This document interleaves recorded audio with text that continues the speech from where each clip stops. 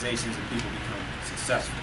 And so with human capital management, Invictus, I have two other partners, Jarrell Watson, he's an MBA guy, he used to work for Disney for several years, and Michael Stevens, who's an attorney. So both of them are HR, and I'm the diversity guy. And so what we're going to be talking about a little bit is diversity. We know that diversity has its history. Your generation is really unique, all right? My generation, I'm a 70s child. Right? Born in 1970. My father told me he had me born in 1970. Why? That way I would never forget my birthday, and he won't either. So my age goes with the years. So last year I almost forgot how old I was, right? So it is 2014, so I will be 44 this year, all right? I really thought I was going to be 38 or 39. Maybe I just wanted to be that age, right? So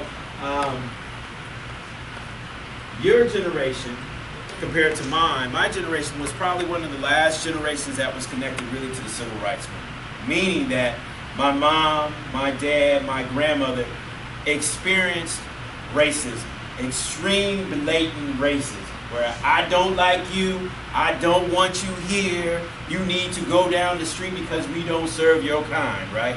Your generation has the privilege of not having that blatant discrimination that goes on. Okay? And so you're dealing with other issues that are going on. People are still oppressed, and still people have things to go through, whether it's dealing with sexual orientation, whether it's dealing with age, whether it's dealing with gender, okay? It is still there. So diversity is important because diversity at its core is about differences, all right? Inclusion is about how we then become more inclusive about our differences. And equity is about making sure that we have some rules, okay? Rules of the road that we abide by to make sure we treat each other fairly. So one of the key things when you think about diversity is that y'all are a group in here, correct? Okay? But maybe some of you, if I put the guys together, you guys become all homogeneous. One, you're men, all right? And then you're also maybe be black men, okay? Or you're just going to be men that are tall men, short men, okay? But you're different within that group. You're Caucasian, you're Hispanic, you're Asian. I put the women together, long hair, short hair, tall, small, all right? You're diverse in your groups, okay? And so diversity is real important because as you deal with different tasks, your different identities then play an age on how successful that you are with communicating about completing those tasks. So there are three important items that go along with cultural competency, right?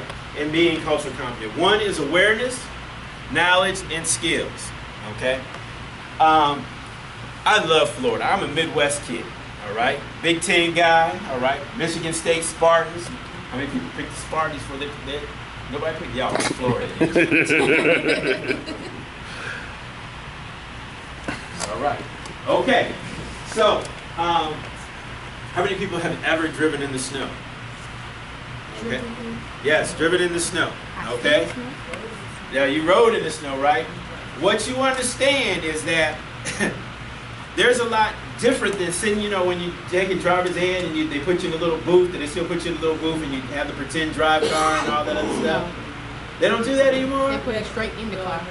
Well, I know you go in the car, but don't y'all practice first? No. Oh man, I gotta stay off the road then. So back in the day, they used to have these little simulators, right? That you used to get in, and then, you know, they help you drive. They'd be like left turn, right turn, brake. And so it's a lot different to read in a book about how you need to brake in cold weather or when it snows, or how when you use your wipers, compared to actually being in the snowstorm and driving, okay? And having traction on that. And dealing with your feelings, your emotions, all right? Because it's real scary when you have a 2-ton automobile that hits black ice, right? And you just coasting down into the intersection. And you're like, oh my car's not stopping. What do I do? That is a scary moment. Been there. You about to die. Yeah, I'm about to die. So, awareness is important. Becoming aware of your environment. Knowledge. Knowledge is just knowing the basic facts about the information that you need to know to be able to complete a task. And the skill is being able to do the task. Okay? So awareness, knowledge, and skills. Even though I'm a diversity expert, well, if you want to call me a diversity expert, right? Even though I know the field, it's always important to know every environment is new. When I came down to Florida, I had to think about how I retool my mind. Okay? Just because a person, I'll use this example, just because a person is black, right, or is white, that doesn't mean that they are all African American. Okay? Because they could be from Haiti, they could be from Jamaica, all right? So they're diverse in themselves, right? Because maybe they weren't raised here in America. So their customs and styles are different. Or even if you're Caucasian or Hispanic, you might be from Puerto Rico, you might be from Cuba, you might be from Mexico. And once you start talking to folks, you're like, nah, you know, we don't do it this way. We don't say it that way. All right, when we get out of the salsa merengue on New York style, all right, compared to Cuban style. How many people know how salsa merengue? Oh, all right. So that awareness is important. If you haven't had the chance, take the opportunity to go out of the country. Out. Go where you become uncomfortable. I've taken students to El Salvador, taken them to Mexico. It's something you start to feel really like the minority, all right, when you have challenges speaking the language. Or you don't understand the customs. They're like, yeah, this is what we eat. You're looking at it, you're like, you know? And then as soon as you put your mind, you're like, oh, this is not so bad. Yeah, you know, that's the goat's grind. And you're like, oh, I didn't know I was eating goat meat. All right, so it gives you awareness, but it also gives you this knowledge that you may not have. So when you think about this wheel, it's about diversity and identity, right? So this wheel becomes very important. So there's basically 4 dimensions. There's really the personality, okay? The personality is what you were born with, all right? It's something that's innate. You know, most kids, nobody was taught how to suck their what? Thumb, right? I was thinking finger, but you're right. My son sucks his finger. But nobody taught you how to do that. And if somebody helps you move your finger out your mouth, what happens? You put it back. Yeah, you put it back, but people get angry. Some kids are like, oh, they cry. So you can like, give me back my finger, right? That's how your personality is formed. And if you can look in small kids, right? Nobody teaches them how to react to certain things, all right? The thing that I love about children is that they start to control the parent's life. When they want something, what do? Cry. Cry. Nobody taught them that. Okay, it's about that survival. Internal dimensions. This is things that you really can see. Age, race, ethnicity. Everybody know the difference between race and ethnicity? Yes. Okay. Who doesn't know? And that's okay. So when you think about race, all right, it's socially constructed. You know, you're thinking about black, white, Hispanic. When you think about ethnicity, it's your ethnic. So you think about African American, Jamaican, Haitian, English, Russian, okay? Your ethnicity, what your ethnic and cultural heritage belongs to. When you think about physical ability, sexual orientation, gender, your external dimensions deal like, where are you from? I talk about, I'm from Michigan, all right? I'm Spartan Pride. I also went to Norfolk State University. They upset Missouri a couple years ago. That's my other Spartans. I got the best of both worlds. I got the black Spartan, I got the white Spartan. Income, personal habits. I heard 2 folks talking about, you know, cars earlier. You know, yeah, where's the such and such car? So, income, personal, recreation habits, religion and spirituality. These are some of our external dimensions. These dimensions are basically who we are, okay? When you think about organizational dimensions, these are like, if you're a student or if you're working in an organization, right? Everybody's at a different level. Okay, whether you are, I'll just use a university because I work in a university setting, whether you're faculty, okay, or staff, and everybody knows that professors are held to a certain caliber. Or when you're in a hospital, you got doctors, you have nurses, okay, and everybody sees the doctors as the great minds, but the nurses get it in, okay, and so, however, there's these levels where people start to oppress each other. Well, hey, I'm Dr. Such and Such. That don't mean that you're a rocket scientist, all right? That doesn't mean that you do a good job with helping people. That doesn't mean that you're actually smarter than anybody else. But what that does mean is that in this area, you should be an expert. That doesn't know thing that a doctor knows how to fix a car, okay? And so these organizational dimensions become very important. In your groups, how many people are in our groups? Church groups, student groups, outside groups? Your groups become very important because everybody plays a role, whether you're a member, whether you're on the executive team, whether you're vice president, whether you're a decision maker, all those things play a role, and your diversity plays a role in it. Well, I don't know, you might be too young to make a decision. Well, you know what? The women don't usually do this, they do that. Okay? So now, guess what? You've come into these areas of dealing with diversity. So when we think about diverse workplaces, and this is some data here, 2010, non-whites more than 1/3 of the population. 2005, ethnicity of workforce is about 28%. Minorities make up between 41% of 39 million workers. 75% of new workers are from Asia in the next decade. How many people have been out to California? Okay. So when you go out to California, it's flip-flop from Florida. So you know that we have information in Spanish and English, right? When you go out to California, you're going to have information in Mandarin, all right, and English. So it's very unique. So you go out to McDonald's, right? And they have some things that are in Mandarin, and you have some things that are in English. When you're here and you go to certain areas, because it's Florida, right, you have some things that are in Spanish, and you have some things that are in English. It was interesting. I was at this Chinese restaurant, and they had things in Mandarin, Spanish, and English. I said, y'all getting it in, ain't you? You get everybody, aren't you? They're like, yes, we know how to make money. I was like, yeah. So they're thinking about the diversity related to that. When you think about diversity, 2/3 of construction workers don't speak English. Companies must prepare bilingual manuals, train both in English and non-English speakers. Operation manuals are applicable to language. Those things are very important. Language and communication are very important. When I work with companies, they talk about the whole area of communication. Also, communication is important because you were talking about earlier about the different generations, millennial, Generation Xers. There's this little bug that's just flying around here. I know you're catching that on the camera, so one of those laugh funny videos.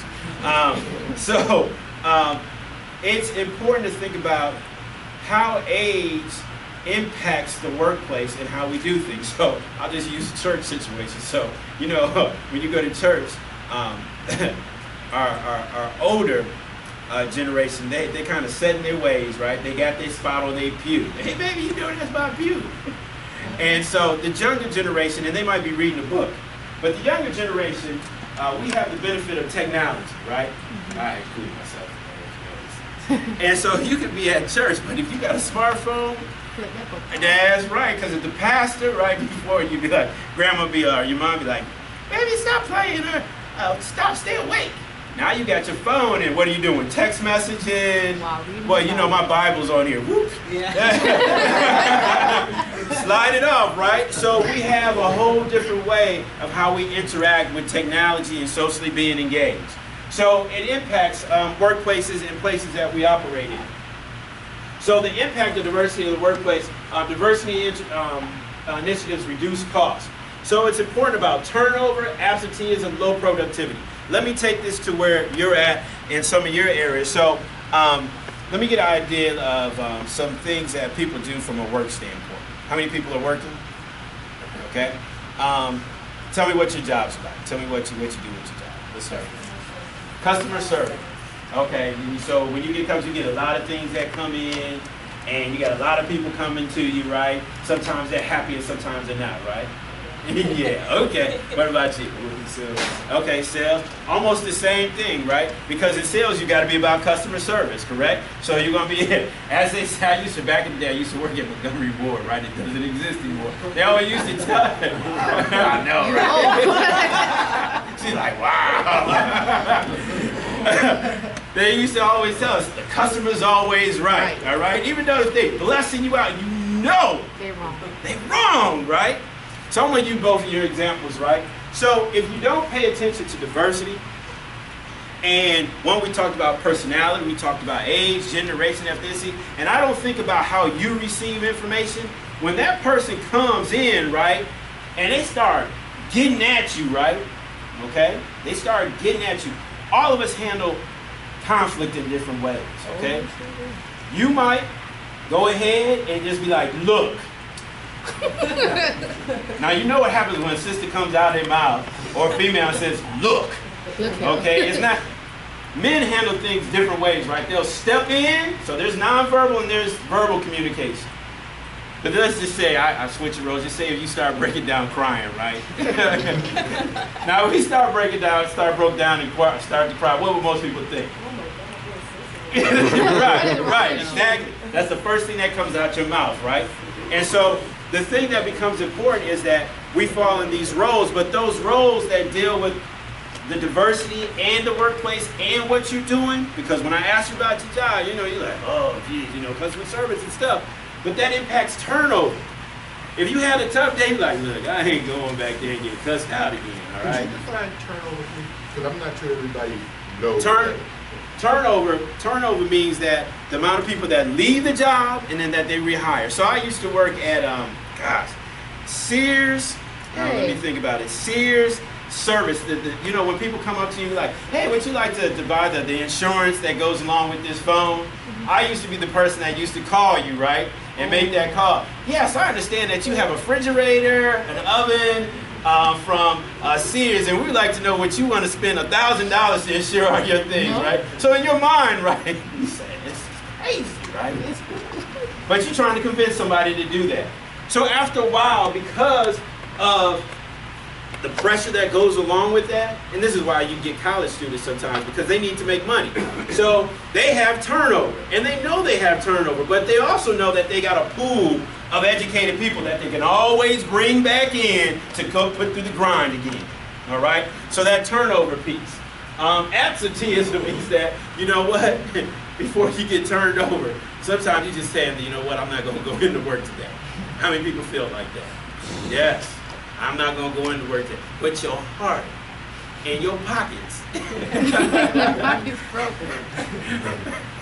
And the bills you have to pay, right? Tell you otherwise. And then it leads to low productivity, okay? Low productivity is funny, right? And so I always think about some of my students that have been in some of my classes when they're supposed to be paying attention. And so you'll have Johnny. They'll be sitting down and be like, yeah, I know I'm supposed to be listening to Dr. Thomas, but they sitting there eating a honey bun, right? Or then I got Jenny, she's over there doing her nails, okay? And so they're not paying attention to what's going on. Or in the work environment, let's go to customer service, right? Because we all been there. We have people that we know that just be like, you know what, let me just get on my phone real quick, right? And see who's texting me. Let me see what I got going on Facebook, all right? So they're not paying attention to the customers. So now what's end up happening, if you're in a place like Walmart, and people, I've seen this, people are doing the cash register deals. Yeah. Oh, you know what, my bad, was that supposed to be a 5 and it's a 9? Yeah, you overcharged by $50. And so what ends up happening, you have this productivity issue. So diversity is about improving the bottom line by decreasing complaints and litigation and improving public image. Litigation gets into the place where you now start to feel that you haven't been treated fairly, okay? Let's take absenteeism. Both of y'all frustrated. You get the free pass, and you got to come into the manager's office to have a talk, all right? So now what you do is that you're like, well, you're not treating me fairly, Ralph. You're not treating me fairly. And so now what ends up happening is I'm getting ready to go to HR, I'm getting ready to make a complaint, okay? So those things impact the bottom line when it comes to diversity. Now it also impacts public image, because now you're going to go to your friends and say, well, hey, I'm not going to work for company X because guess what? They don't treat you fairly. And you know that he wasn't treated fairly. So even though you're still working at the company, girl, you know what? If you come along, this is how they're going to treat you, or don't work here, okay? So that public image is important. So organization focus. Diversity has really moved. How many people watch BET or have watched BET? Okay. And so how many people have watched Telemundo? You may not be able to do it, you watch it, right? My wife is into watching the Asian channel. She's gonna be watching the Asian channel, so I don't know what they're saying, but they always got the subtitles on there, right?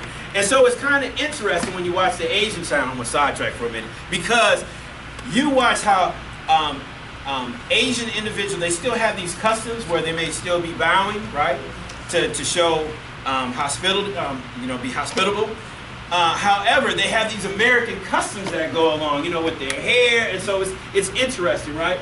But if you look on BET, they're going to have the Burger King commercial, they're going to have the State Farm commercial, and who are going to be in those commercials? People of color, right? Or Latino people, or Asian people. Because guess what? They figure from the bottom line that it makes sense on their business objectives to be more diverse, okay? Who are you addressing? Chicago, high Irish population. So what do? They paint the river green for St. Patrick's Day, okay? Business should be linked to business goals, focus on impact on bottom line, stress internally and externally.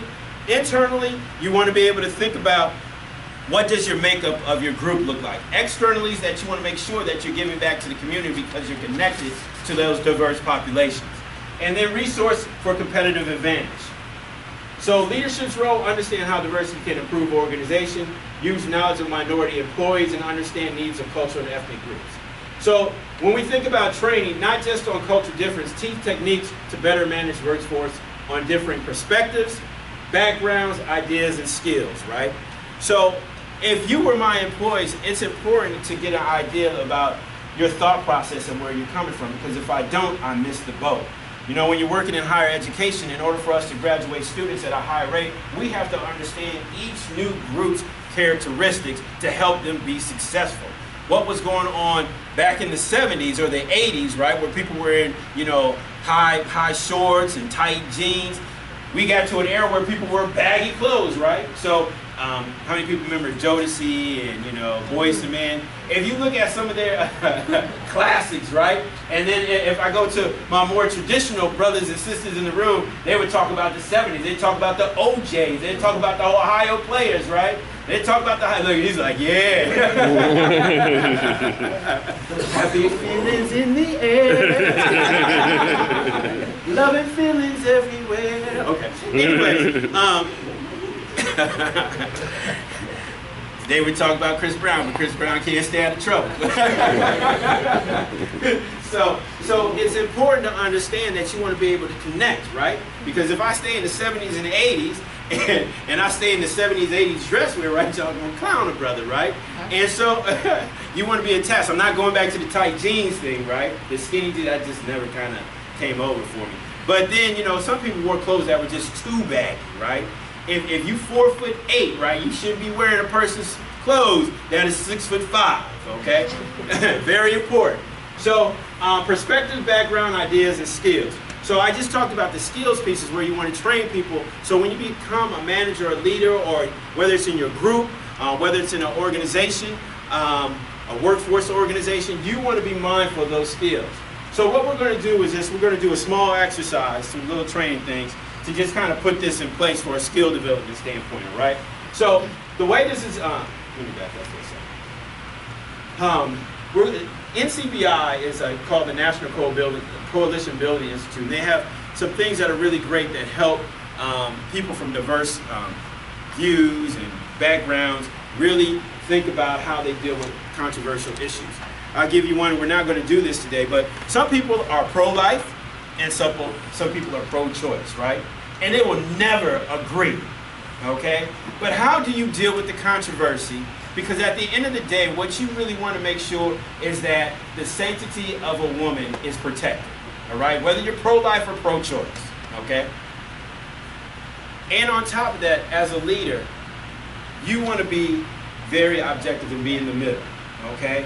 Because it plays a role in how people view your leadership and dynamics around it. So what we're going to do is we're going to talk about this a little bit, increase our awareness, knowledge, and skills. And so we're going to do an exercise that's called up-downs, right? So kind of move your neck around, all right? Kind of move your neck. I used to break dance back in the day. Popping and locking. But that's Cali thing. Okay, but raise your hands up in the air. Okay. So you're in these chairs, so I'm not going to have you stand. I'm going to have you raise your hand if it represents you, okay? The reason why I'm not going to have you stand out of your chairs is because the chairs have rollers on them, right? And I don't want the chair to roll away from you. Yeah, and you fall. Yeah, I was in church one day, and the chair, you know how they say, stand up, and you know, you clap and sing, and the chair started to roll away from me, right? So when I sat down, right, the chair was no longer there, right? So I had this embarrassing, I had this moment, right? But because I still have a little bit of athletic ability, and I was like Neo in the Matrix, I came all the way down like this, and the young lady upstairs, she's like, you okay?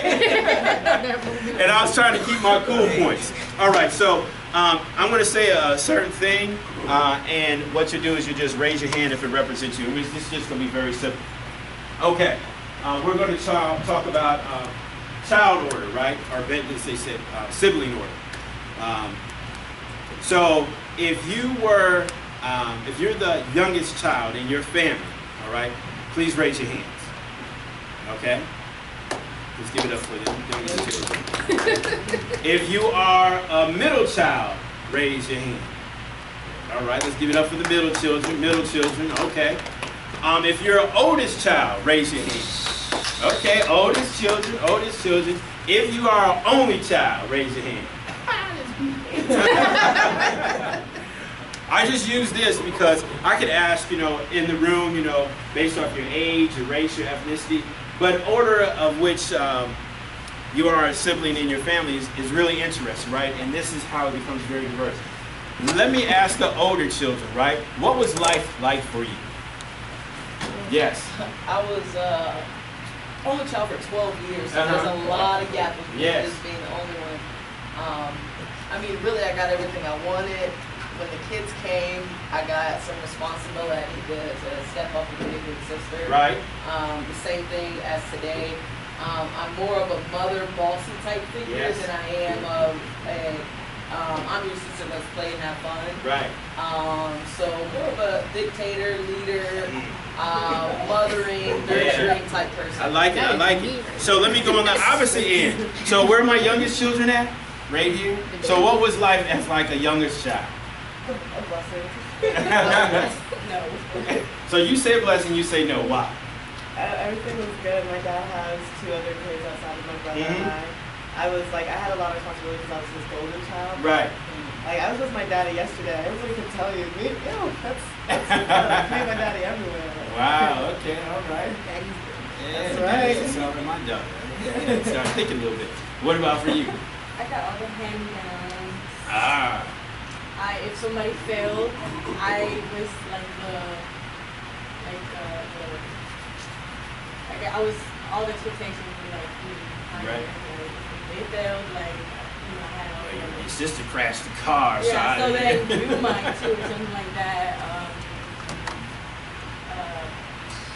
I didn't get spoiled at all. So basically. Yeah, my parents are older now, so it's more like.